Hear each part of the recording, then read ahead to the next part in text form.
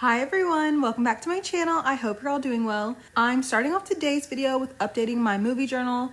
I finally watched Wicked, half a year later after everyone else, but I finally watched Wicked. I knew I wanted to make this spread pink and green, of course, but I felt like that was also very on the nose to make it just pink and green, so I knew I was gonna throw some extra colors in there. And then I remembered at Halloween time, I made some witch hat themed memos. And so when I was sorting through those, picking out which one I wanted of the 3 that I made, I was like, you know what? I think the one with the patchwork background is really cute, and also it incorporates more colors. Also, sometime earlier this year, I found some memo notes on Pinterest that are what is that called? Mochi Mochi Panda, something like that. And there were some movie themed ones, and I've been waiting to use one. But anyway, let me get into my thoughts about Wicked. First of all, I love that this is an anti-father movie. I think that there's too many movies that are like my wicked stepmother, my evil mother, and it's like, no, my dad's evil. So number 1, I loved that. Number 2, I would like to know why the Wizard of Oz and Professor Michelle Yeoh, I forgot her character's name, why their plan is the same exact plan Ozymandias from Watchmen had. I was sitting there like, what? So for some background, I've never seen the Wicked musical ever, of course, but also I've never read the books either that I know that the musical is based on. So I'm not sure if there's more expansion on exactly what's going on in Oz, but to me, it seemed like everyone was very happy. They seemed like they were living happy, joyful, fun lives in Oz. So I was like, why do y'all need a common enemy? What? And I think at one point, Jeff Goldblum, the wizard, I think at one point he says where I'm from, we've united against a common enemy and that's always brought us together. And I'm like, what is he talking about? Is he talking about World War I and II? What is he talking about? Maybe I was not paying close enough attention, but I just feel like there's something missing. Why do they need to do this? I truly don't believe that they need to have a common enemy. I mean, it would make more sense actually if they were just lying about that to Elphaba, and maybe they were, and just simply wanted to get rid of the talking animals. Maybe that's just it. As for the characters, Elphaba, Angel, Glinda, what got me about her is that they would have a conversation and she'd be like, yeah, I'm with you, we're going, let's do this. And then 5 minutes later, she'd be like, I don't know, maybe this is a bad idea. Maybe we can go back. Maybe we can apologize. I would have bonked her on the head. I would have been like, are you about it or are you not? Elphaba's father, as I already said, I don't even know what his name is. What is he, the governor of Munchkinland? I don't know. He doesn't have a job. Evil. He's evil. He caused their mother to slip into a coma and never wake up. He's evil. Hate him. Oh, the prince. That was very fascinating to me. Maybe it's because I knew nothing about this movie at all. And also because Jonathan Bailey, IRL, is gay. And also Cynthia dating a woman, IRL, and also Ariana, I like women and men, grande. It was just kind of hard for me to take it seriously that they both kind of liked him. I was like, let's move past this. And they kind of did very quickly. The whole song was just heartbreaking to me. I'm not that girl. That's terrifying. That's so sad. Have some self-esteem. Also, why did I not know the SpongeBob man was in this movie? Is that how Ariana Grande and that guy met? Ew, he's even uglier. He's even uglier than I thought. The casting was good for the movie though. Jeff Goldblum being the wizard, very unserious. Jeff Goldblum, famously acquainted with Jung Jae-hun. Just kind of silly, but yeah, that makes sense because the wizard's not a serious person. He has no magic. I loved Emerald City so much. I feel like all the sets were really beautiful, but Emerald City was just so pretty to me, especially all the costuming as well. All the outfits that everyone had on in Emerald City were so pretty. I also liked Elphaba and Glinda's takes on their school uniforms because they were never wearing the same outfits as anyone else. And I remember specifically the one scene where Elphaba's trying to flip her hair, how Glinda taught her. I really loved how she had her uniform on in that scene. Speaking of what Elphaba had on, the hat. Oh my gosh. First of all, are you telling me there's never been a pointy hat in this whole entire universe ever? No one's ever seen a pointy hat. Yeah, no one else was wearing a hat. But you're telling me nobody has ever seen a pointy hat before. Then how did Glinda's grandma know to make that? In that moment, if I was Elphaba, I would have cracked the ceiling and everyone would have suffered the consequences. Oh, all of you want to point and giggle and cackle and laugh. Now we're all underwater. I just feel is being green really that big of a deal? I'm trying to put myself into the movie world and I'm there are talking animals, but her being green is somehow crazy. Same thing with her dad. He doesn't hate her because she's green. He hates her because she might not be his baby. I had fun watching it though. I'm so interested how part 2 will be. What happens? Well, I mean, I guess I know what happens. I've seen The Wizard of Oz, the movie, many times. So I guess I know what happens. That girl that was is it true that you were friends? And Glinda's gonna stand up there and tell a whole entire lie and be it's our paths crossed. Your lives are literally intertwined, but okay. And also how does she get magic? How's she in that bubble? I'm interested to see what happens. But this spread is finished. The next spread I'm making is for my reading journal. It's my April reading log. I'm using a few different things that I found on Twitter. I think it was in my last video that I talked about the Hello Kitty themed button stickers, and I'm using those today as well. Also the little memo that looks kind of like a notebook with a button closure, that and the little sticker with the strawberry and the brown bow. Those are both from the same stationery kit. And finally, that frame that has Masumaru, is that his name? I never figured it out. That cat that I was just talking about before as well. I will have all of those tweets linked in the description box, so you can go save any of those items if you like them as well. As for my April reading month, the first thing I read was volume 1 of Yata-momo. It's called Yata-momo because those are their names, Yata and Momo. I honestly did not like the story very much, and I don't think I'll read any more of it. The setup of the story wasn't bad. It's kind of something I really enjoy, actually, when a character is like very down on their luck and just like behaving in ways that do not serve them, like very like self-destructive behaviors. And then usually in those stories, as in this one, another character kind of swoops in and helps them kind of rebuild their life. I usually like stuff like that, but I just felt like the physical relationship between the two main characters was not consensual. It just felt yucky reading it. Probably it's better in the other volumes that will be released because like they will be more established as a couple, but just like, I don't know. I don't know if I'll read any more of that. After that, I read Homerun Hearts, which I talked about before. And then I read Tokyo in April, volumes 1 and 2. Doesn't that title sound so sweet? Like just a very simple, peaceful romance? No, Tokyo in April is probably one of the saddest things I've read recently. It's about these two men, Kazuma and Rin, who meet again as adults. They used to know each other as like middle schoolers, high schoolers, like young high schoolers, that kind of age. And as adults, they end up working at the same office. But oh my God, their backstory, just tragic and heartbreaking. The blame and the guilt that Rin carried. And then even as adults, like scary things happen. It's just like they both went through so much. And then after I read that, I read the kind of spin-off, which is called Tokyo 4 Seasons. It was kind of, I don't want to say an anthology because not quite, but it's like it was following different couples throughout both of the volumes. Like one couple, one of them is Kazuma's brother or Rin's brother. I think Kazuma's brother. And then one of the other couples is like a side character from the main Tokyo in April series, and they were my favorite. And then there's even one chapter of Kazuma and Rin. I thought it was a good spinoff though. And then I finished Sunrise on the Reaping, which I talked about in another video. And then I read a manga that doesn't have an English title, but in French it says Les Derniers Jours de Printemps. So I assume it's similar in English, The Last Days of Spring. It was about these two men who are office workers.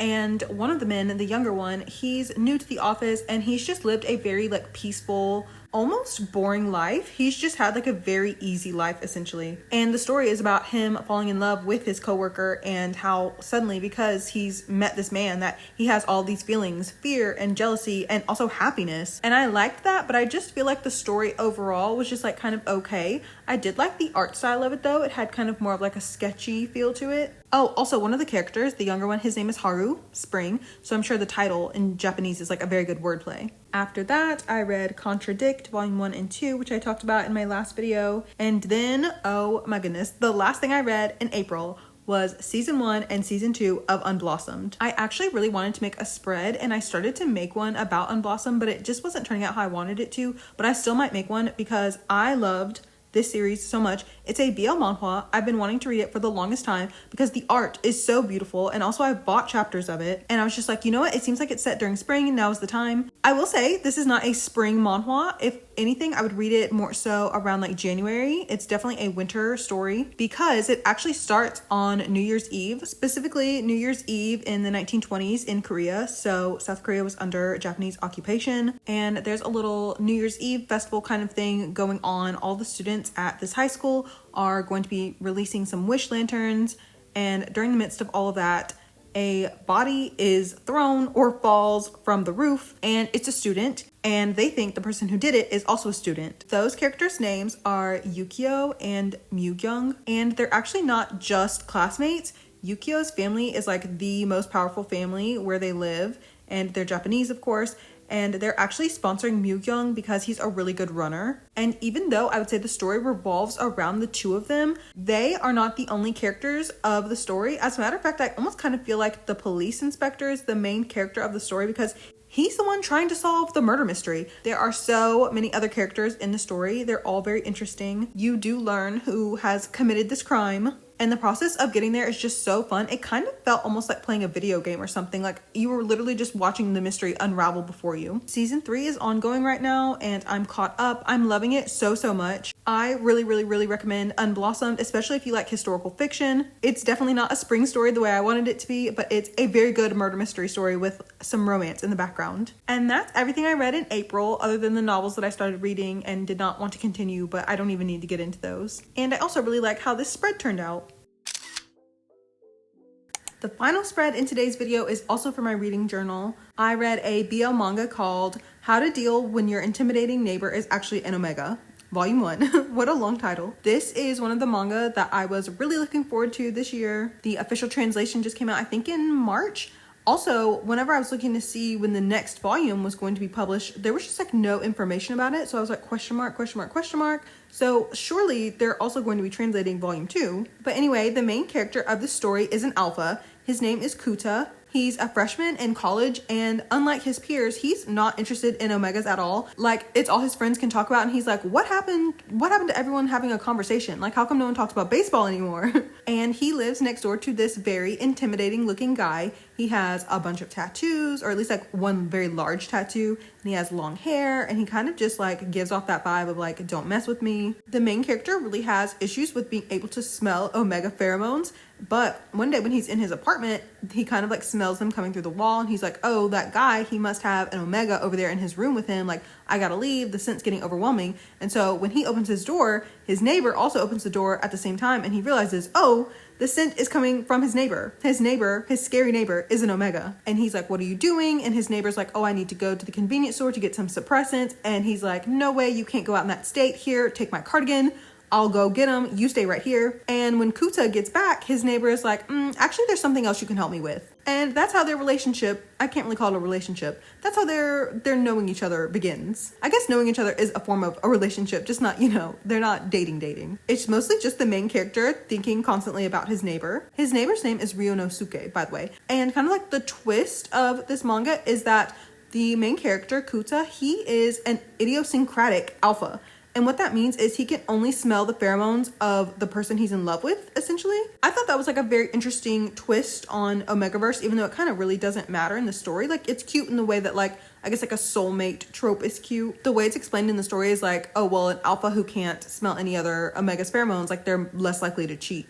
What if you just simply did not cheat on your partner anyway? Like, that's a thought. But I actually really liked both the characters, and I love how, like, wholesome and pure the main character is. Like, it's really, normally whenever you read an Omegaverse, oftentimes there's some sort of toxic element to it, but not in this one, not at all. Like, Kuta is very insistent that Ryonosuke cover the nape of his neck while they're together, and he's just like, no, like, it's fine, like, you can bite me. And he's like, no, absolutely not. Like, there are such good boundaries in this story. My main complaint is that you don't really get to see them together, and also it's kind of like, I don't really understand why anyone would be confessing love. Like, they don't even know each other. Again, it's Omegaverse, so it's like the way I view love probably does not align with what pheromones are making them feel, but it's just like, I wish y'all could have gotten to know each other a little bit more. Like, my thing is, like, I always want to see people go on dates in stories. Like, why? Can y'all go on a date? Can you go do an activity? And also in my notes, I wrote that I wanted to see their backstories. I thought that was something too, like a bit of depth was lacking from their characters because you really don't get to know them that well. Like, an example is there were some character profiles at the end of the story, and for Kuta's, one of the things it said was that he's such a grandma's boy, and I'm like, I would love to see that. Let me see him at his grandma's house. But I did really like the story. It did not disappoint at all for it to have been something that I was really looking forward to this year. The art was nice. Like, I especially love Ryonosuke's character design. He's very pretty. And like I said, I just love the dynamic between the two main characters. I love that there's like no toxicity at all. I feel like Kuta, like, I would trust him with my life. He just seems like he would never hurt a fly. And it does make me curious to know what volume 2 is about. I do think there's a scan team translating it, but hopefully it gets officially translated as well. Would that happen? Would they only translate volume 1? That doesn't even make any sense. But I definitely recommend this one. It's actually Mother's Day as I'm recording this. I recorded some of this video like a week ago, and now I was finishing it up today, and I'm glad I didn't have too much to do today because I'm going to be baking some brownies. My best friend bought my mom some stuff for her birthday, and one of the things was a brownie mix, so we're going to make those today. And also I need to eat because we're having like a special lunch, so if I don't eat like breakfast now when it's still early, I'm not gonna be hungry. And then we're having chips and queso for dinner, which I'm so excited about. Like, that sounds so yummy. I'm also in the middle of like 3 audiobooks right now. I don't know what I'm doing, but I need to continue. I need to finish at least one of them. And I've also been coloring a lot, so maybe I'll put on an audiobook and color. But I'm probably going to eat and then go for a walk. And I also want to vlog the process of making the brownies, but it's been really like dark and rainy for the past couple of days, and I'm scared that there's just like not enough light in my kitchen, but I'm still gonna film whatever I can anyway. It might just be like in low light. I'm so excited to see how they turn out. I love brownies, more so than cake, more so than cookies. I love brownies. Oh, also I wanted to say, since I did not screen record my made TBR spread, I used an ID photo of Hello Kitty, and I actually made that myself because I saw one on Pinterest, but it was just like low quality, and I was like, I can redo that. And it's Ladybug Hello Kitty. I love her. So I'll pin the image that I used of Ladybug Hello Kitty. All I did on Canva was add a rectangle shape, and I made that white, and then I added another one on top of that, and I made that like an ombre blue kind of background, and then I just added the Ladybug Hello Kitty on top. I think the one I saw on Pinterest, it was whoever had made it, whenever they removed the background from Hello Kitty, it was like part of her foot was missing. But yeah, I actually really love how that TBR spread had turned out. I should have been screen recording it. Let me stop chatting though, because lately I've been having to edit out like, I don't know, 2 to 3 minutes of recording at the end of my videos like this. Like, the end of these videos are not that long. Thank you so much for watching today. Everything I used in today's spreads will be in my Pinterest board, and the link to my Pinterest is in the description box along with my other social media accounts, as well as the links to my Google Drive folders for my journal deco kits. If you have any questions, please let me know. I'll be happy to answer them. I hope you had fun hanging out today. And I'm sure by the time you're watching this, it's almost the end of May, so I hope you've been having a happy May. Oh, also, I almost forgot. I should have said this at the beginning of the video. This is my 50th video, 50th video on YouTube. So thank you so much to everyone who has stuck around, whether you got here last week or last month or last year. I really appreciate each and every single one of you so much. That said, I will see you in the next one. Bye, everyone.